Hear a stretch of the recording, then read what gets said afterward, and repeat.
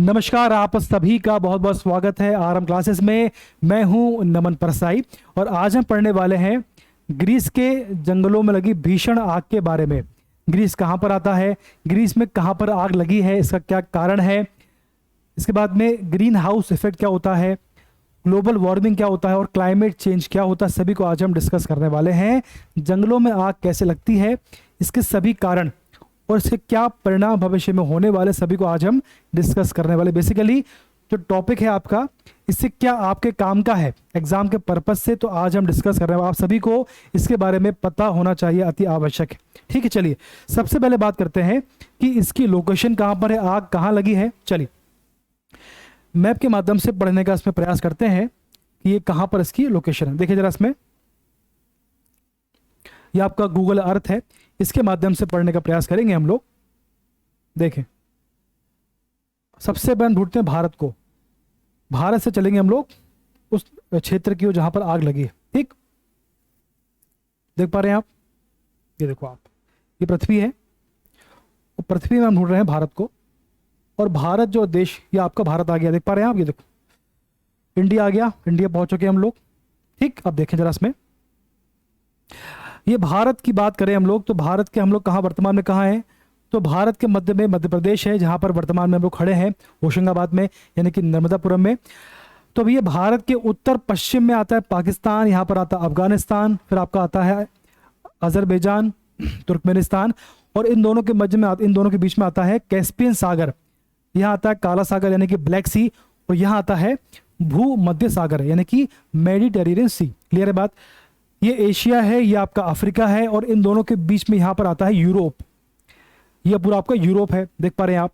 तो ग्रीस कहाँ पर आता है, यूरोप के दक्षिण में, देख पा रहे हैं, ये वाला पार्ट देख पा रहे हैं आप, ये वाला पार्ट।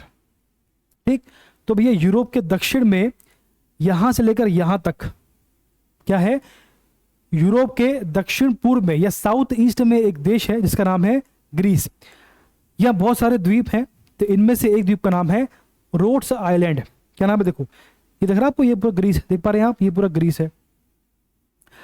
यूरोप के कहां पर, दक्षिण पूर्व में है, या फिर भूमध्य सागर के उत्तर पूर्व में आता है।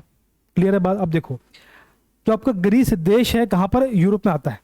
अब देखो इसके साइड में, देखो यहां पर ग्रीस के यहां पर देखते हैं, ये वाला पार्ट, यहां पर वो आइलैंड जहां पर आग लगी है, यहां पर एजियन सागर है, और यहां पर लोनियन सागर है। तो एजियन सागर से लेकर लोनियन सागर तक ग्रीस का विस्तार है, क्या आपको क्लियर है। जहां पर आग लगी है उसके साइड में भी जो क्षेत्र है वो एजियन सागर का क्षेत्र कहलाता है। चलिए इसको थोड़ा जूम करते हैं। देखो ये आपका ग्रीस है, यहाँ देखो यहाँ आग लगी, देख पा रहे हैं आप, ये देखो ये वाला पार्ट देख पा रहे हैं आप, ये देखो, देखा उसको, और जूम करते हैं इसको। तो बेसिकली यहां पर आग लगी है ये वाले क्षेत्र में। अब देखें जरा इसको, इसका नाम क्या है भैया, इसका नाम क्या है, इसका नाम है रोड्स आइलैंड। क्या है, रोड्स आइसलैंड। ठीक है, यहां पर आग लगी है, कहां पर लगी है, इसके सेंटर में, यहां इस क्षेत्र में आग लगी है। ठीक, तो लोकेशन आपको क्लियर है। ग्रीस जो एक देश है, यूरोप के दक्षिण पूर्व में आता है, इसके साइड में एजियन सागर से लगा हुआ यहाँ पर रोड्स आइलैंड है, जहां पर आग लगी है जंगलों में। बात क्लियर है। चलो आगे बढ़ते हैं, अब थोड़ा बात करते हैं आग क्यों लगी है, इसका क्या कारण है ना। चल, टॉपिक काफी अच्छा है, पूरा लेक्चर आपको देखना है, तभी आपको उसका लाभ मिलेगा। लोकेशन आपको क्लियर हो गई है। चलो अब पढ़ लेते हैं थोड़ा सा कि भैया आग क्यों लगी है। ग्रीस के जंगल में आग की वजह जो है वो क्लाइमेट चेंज की वजह से, बढ़ते तापमान को उसकी वजह बताया जा रहा है कि जो ग्लोबल वार्मिंग के कारण जो क्लाइमेट चेंज हुआ है, और क्लाइमेट चेंज के कारण जो तापमान बढ़ गया है, उसके कारण ही यहाँ पर आग लगी, या फिर उस क्षेत्र में टेम्परेचर के बढ़ने से वहां पर आग लगी है। ऐसा कह रहे हैं कि वहां पर 40 से प्लस टेम्परेचर था, इसलिए उस जंगल में गर्मी के कारण वहां पर आग लगी है। अब देखिए जरा, इसमें थोड़ी बात करते हैं। यहां पर एक शब्द आया था कि क्लाइमेट चेंज, वो क्या होता है, देखिए ग्रीन हाउस इफेक्ट जो होता है, इसके कारण ग्लोबल वार्मिंग होती है, और इसके कारण जो है क्लाइमेट चेंज होता है।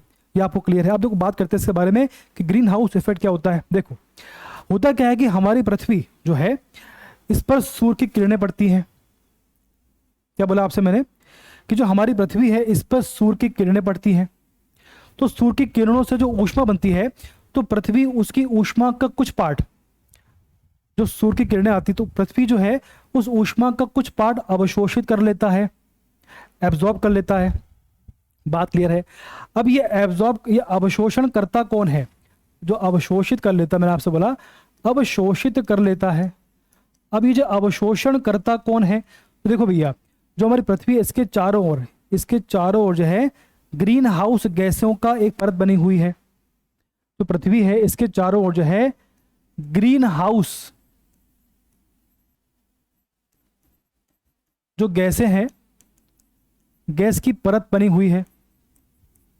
जैसे आपका CO2 है, पृथ्वी के चारों ओर जो है ग्रीन हाउस गैस की परत बनी, जैसे आपका CO2 हो गया है ना, मीथेन हो गया, नाइट्रस ऑक्साइड हो गया, इस तरह से है ना, CO2, methane, nitrous oxide, water vapour, इस प्रकार से कुछ ग्रीन हाउस गैसों की परत बनी हुई है।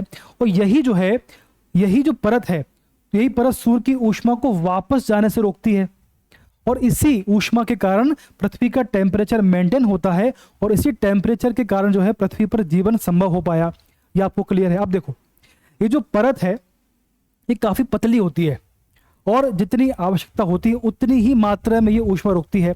लेकिन होता क्या है कि पृथ्वी पर जो प्रदूषण बढ़ता जा रहा है, पृथ्वी पर जो प्रदूषण बढ़ता चला जा रहा है, चाहे वो कारण, अब इसका कारण क्या है, तो पृथ्वी पर जो प्रदूषण बढ़ रहा है, जैसे आपका कोयला, जो आपका कोयला है ना, कोयले का यूज से बढ़ रहा है, या AC का यूज से बढ़ रहा है, या जो गाड़ी हम लोग चला रहे हैं, कार है, स्कूटी, उसके यूज से बढ़ रहा है। तो पृथ्वी पर जो प्रदूषण बढ़ रहा है, उस प्रदूषण के कारण जो ग्रीन हाउस गैसें हैं उनकी संख्या बढ़ती जा रही है। जो आपका कार्बन डाइऑक्साइड है 60% होता है ये इस क्षेत्र में। तो ग्रीन हाउस गैसें हैं, तो प्रदूषण के कारण जो है ग्रीन हाउस गैसें बढ़ती जा रही हैं, और उसके कारण ये जो परत है पृथ्वी के चारों ओर, ये मोटी होती जा रही है। देख पा रहे हैं आप, ये मोटी होती जा रही है, ये मोटी होती जा रही है। तो इससे क्या हो रहा है कि जितनी हमें ऊष्मा की आवश्यकता है उससे कई ज्यादा, भाई जितनी हमें सूर्य की ऊष्मा की आवश्यकता है उससे कई ज्यादा हम लोग अवशोषण कर रहे हैं। बात क्लियर है? भाई मैंने आपसे क्या बोला कि सूर्य की जो ऊष्मा आती है पृथ्वी पर, उसको पृथ्वी सोख लेता है, लेकिन जितनी आवश्यकता उतना सोखता है। लेकिन आपको जो ग्रीन हाउस गैसें हैं उनकी संख्या बढ़ने से, पॉल्यूशन बढ़ने से, इनकी संख्या बढ़ने से ये जो परत है ये मोटी होती जा रही है, और जितना अवशोषण हमें करना था ऊष्मा का, उससे कई ज्यादा अवशोषण हम कर रहे हैं ऊष्मा का। बात क्लियर है? और इसके कारण जो है पृथ्वी का टेम्परेचर बढ़ता जा रहा है, और इसी को बोलते हैं ग्लोबल वार्मिंग। बात क्लियर है? अब देखो, अब बात समझे, मैंने आपसे बोला कि पृथ्वी पर सूर्य की किरणें पड़ती हैं, और पृथ्वी उन किरणों में से, जो ऊष्मा, जो आपकी सूर्य की किरणें पड़ती है, पृथ्वी उन किरणों में से कुछ ऊष्मा को सोख लेती है। जो आपकी ग्रीन हाउस गैसें हैं उन ऊष्मा को सोख लेती हैं, तो इसे बोलते हैं ग्रीन हाउस इफेक्ट। बात क्लियर है? यानी पृथ्वी जिन ऊष्मा को सोखती है और उससे टेम्परेचर मेंटेन होता है, उसको बोलते हैं ग्रीन हाउस इफेक्ट। और पॉल्यूशन के बढ़ने से जो आपकी परत है चारों ओर, उसके मोटे होने के कारण पृथ्वी का टेम्परेचर बढ़ता है, तो उसको बोलते हैं ग्लोबल वार्मिंग। इसका मतलब क्या हुआ? इसका मतलब यह हुआ कि ग्रीन हाउस इफेक्ट के कारण पृथ्वी का टेम्परेचर बढ़ रहा है, यानी ग्लोबल वार्मिंग हो रही है। ठीक, बात क्लियर है भाई? ग्रीन हाउस इफेक्ट के कारण जो है ग्लोबल वार्मिंग हो रही है। जो पूरा आपको ग्लोबल है, उसको आपको ग्लोब है, उसका टेम्परेचर बढ़ता जा रहा है, जितना आवश्यक था उससे कई ज्यादा बढ़ता जा रहा है, और उसके कारण जो है क्लाइमेट चेंज हो रहा है। कैसे हो रहा है? पृथ्वी पर 30 से 50 सालों में जो मौसम में या टेम्परेचर में परिवर्तन आता है उसको बोलते हैं हम लोग क्लाइमेट चेंज। बात क्लियर है भाई? जो ग्लोबल वार्मिंग के कारण जो पृथ्वी पर लंबे समय में जो परिवर्तन आया है उसको बोलते हैं हम लोग क्लाइमेट चेंज। ठीक, तो ग्रीन हाउस इफेक्ट से ग्लोबल वार्मिंग होती है, और ग्लोबल वार्मिंग के कारण जो है क्लाइमेट चेंज होता है। तो इनका कनेक्शन ये है, और इसका मतलब ये हुआ। आपको क्लियर हो गई बात? चलो आगे बढ़ते हैं। अब जरा अब इसके बारे में थोड़ा पढ़ लेते हैं। क्या लिखा इसमें? देखो भैया कि भैया पृथ्वी पर सूर्य की विकिरण की कुछ मात्रा वायुमंडल अवशोषित कर लेता है, यानी जो आपकी ग्रीन हाउस गैसें हैं वो अवशोषित कर लेती है, और जिससे पृथ्वी गर्म रहती है, टेम्परेचर मेंटेन करती है। इसी प्रभाव को ग्रीन हाउस इफेक्ट कहते हैं, प्रभाव कहते हैं।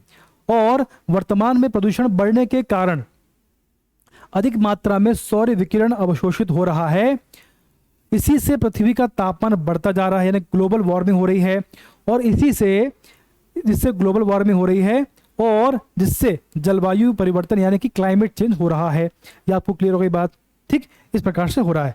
ये ऊष्मा आ रही है तो कुछ ऊष्मा वापस जा रही है अंतरिक्ष में, कुछ को जो आपका एनवायरनमेंट, जो आपका लेयर है उसको रोक रही है, और इसी से इसको बोलते हैं ग्रीन हाउस इफेक्ट। चलिए ठीक, वापस से पढ़ लिया। अब देखो हमने क्या पढ़ा, हमने पढ़ा जो आपका ग्रीन हाउस इफेक्ट है, यानी कि जो पृथ्वी जो आपकी ऊष्मा को सोख रही थी वो ज़्यादा हो रहा है, उससे ग्लोबल वार्मिंग हो रही है और उसके कारण ही क्लाइमेट चेंज हो रहा है। ये आपको फ्लो चार्ट आपको याद होना चाहिए, आपको एग्जाम में काम आएगा। चलिए ठीक है, अब आगे बढ़ते देखो। इस प्रकार से आग लगी, ये आपका जंगल है, रोड्स का जो आपका आइलैंड है उसके सेंटर में आग लगी। इस प्रकार से जंगल में आग लगी, पूरा जंगल जो है करीबन 79 क्षेत्रों में आग लगी, बहुत बड़ी बात हो जाती है।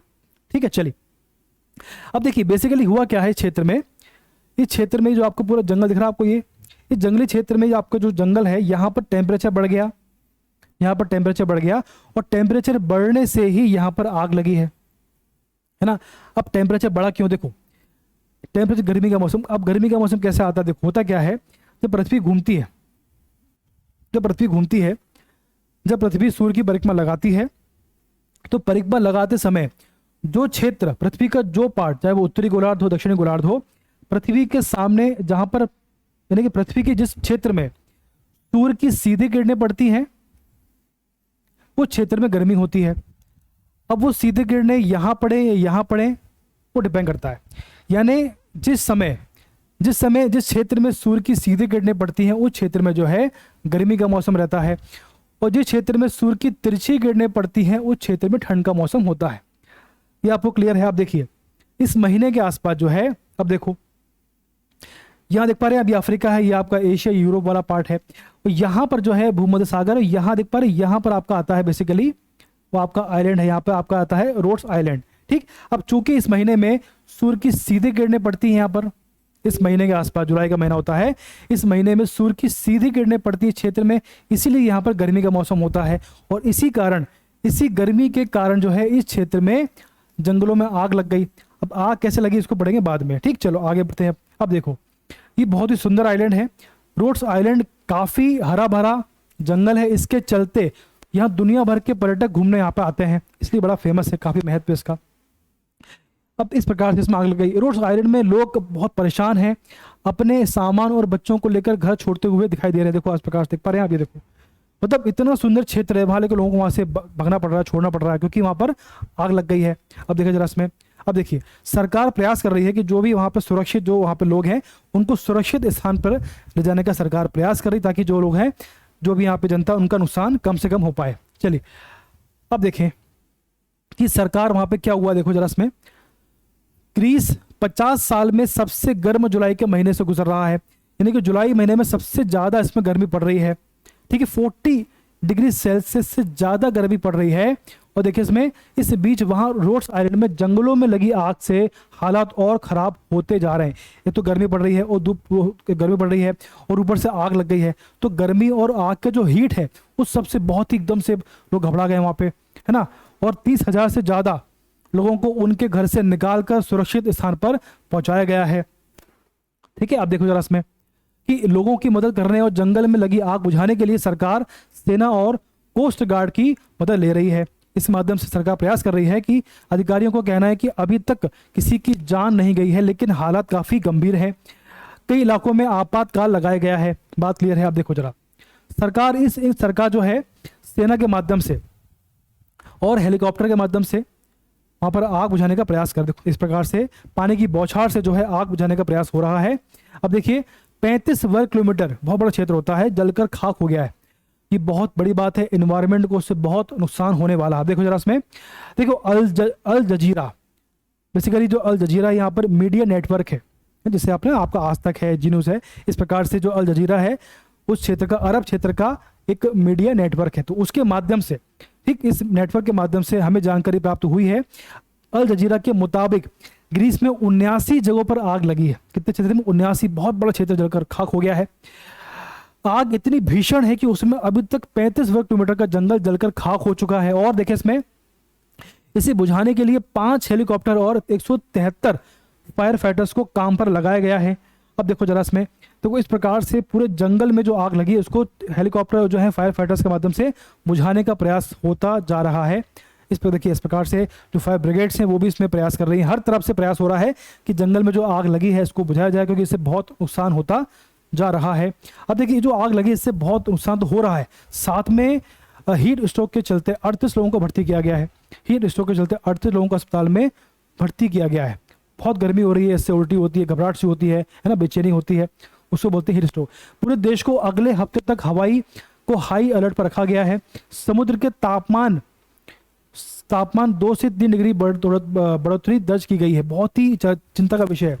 अगर समुद्र में टेम्परेचर बढ़ेगा तो जो ग्लेशियर हैं उनके पिघलने की समस्या बढ़ेगी और इससे इसका लेवल बढ़ने की संभावना हो जाती है। ठीक, तो समुद्र का जो टेम्परेचर है उसका बढ़ना बहुत ही चिंता का विषय है पूरे विश्व के लिए। ठीक है, अब जंगल में आग लगती कैसे है भाई? जंगलों में जो आग लगती है वो कैसे लगती है, इसका क्या कारण है, इसकी बात करते हैं हम लोग। चलो, जंगल की आग हर साल 4 मिलियन स्क्वायर किलोमीटर का इलाका जल जाता है। 4 मिलियन की हो 4 million 40 lakh 4 million square kilometre का एरिया हर साल जल जाता है। बहुत बड़ा क्षेत्र होता है, इससे एनवायरनमेंट को बहुत नुकसान होता है। ठीक, आग जलने के लिए हीट, अब देखो आग जलती कैसे है, तो आग जलने के लिए आपको हीट चाहिए, आपको ईंधन चाहिए, फ्यूल चाहिए आपको, और साथ में ऑक्सीजन चाहिए, आपको O2 चाहिए।